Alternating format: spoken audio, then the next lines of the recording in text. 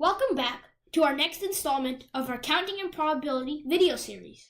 In this video, we will be doing more problems using all that we have learned from the past few videos. So first, we will have a quick recap of all the topics we have done so far. They'll be very brief as we have a few problems to tackle in this video.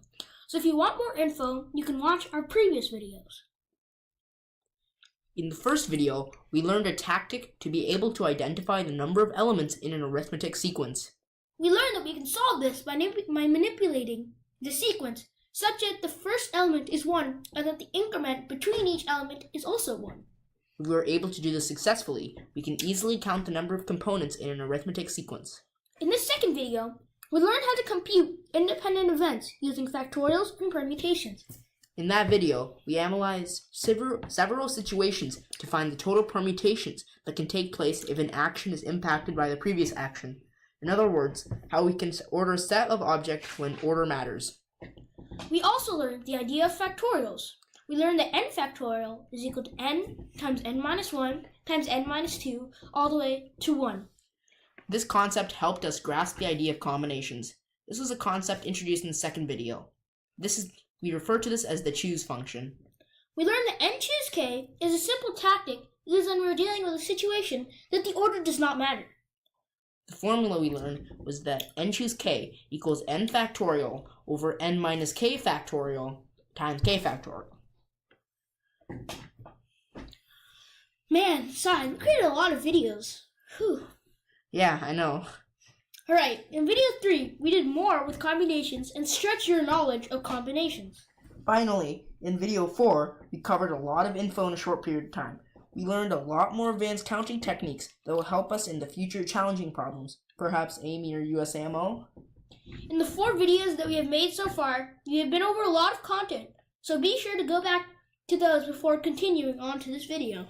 As mentioned earlier in the video, we'll start evaluating more challenging problems. In this video, we'll be taking a few problems from the AOPS textbook on counting and probability, specifically chapters 1 and 2. Chapter 1 is about the concepts that we went over in videos 1 and 2. And Chapter 2 is about what we learned in videos 3 and 4. We totally recommend purchasing the Counting and Probability textbook from AOPS. It is a great resource to learn from. The textbook shows various techniques and problems for you to practice and solve. Today, we will select one problem from Chapter 2, and we will create another problem that accommodates to the topics taught in Chapter 1 challenge problems. These problems will encapsulate the idea of what competitive math will look like, as well as stretch your mind on the knowledge that you have acquired. The first problem that we have created has to do with the first couple of videos.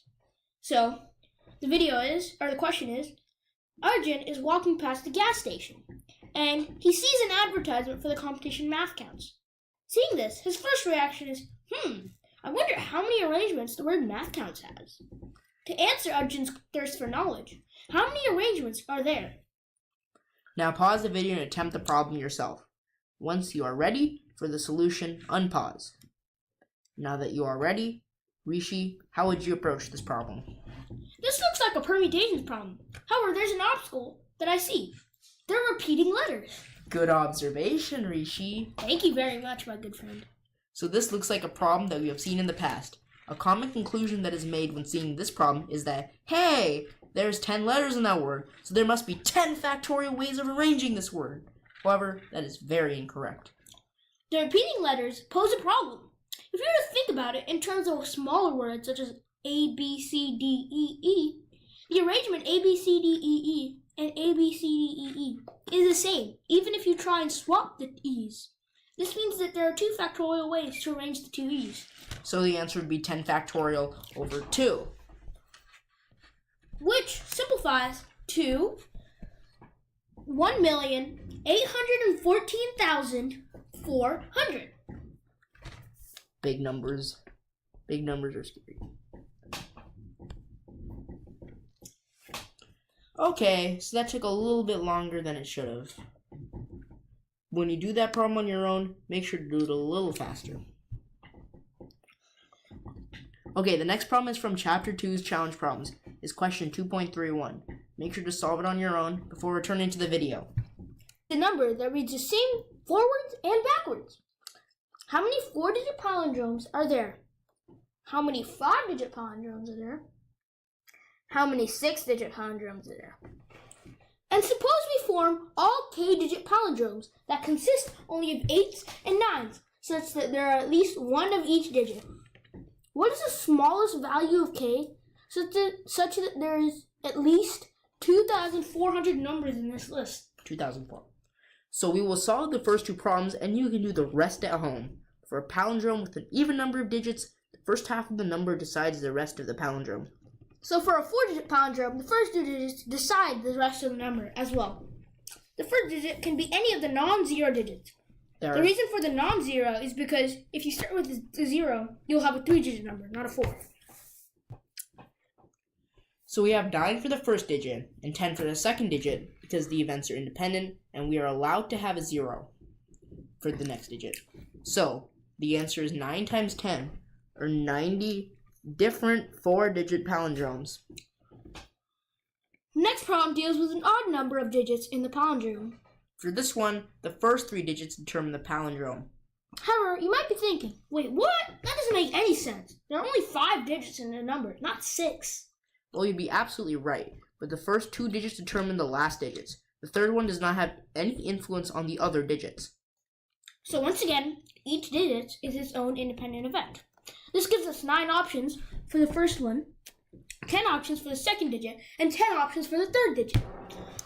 This computes to 9 times 10 times 10, or 900 different 5-digit palindromes.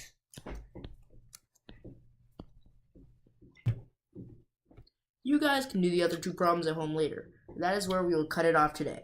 Today is more of a recap/problem practice session. Thank you guys for the support and for the 15 subscribers. See you guys next time. And as usual, don't forget to hit that subscribe button and hit the bell while you're at it. If you like the video, press like. See ya! And if you don't like the problem, you know what to do. And make sure to watch every video of ours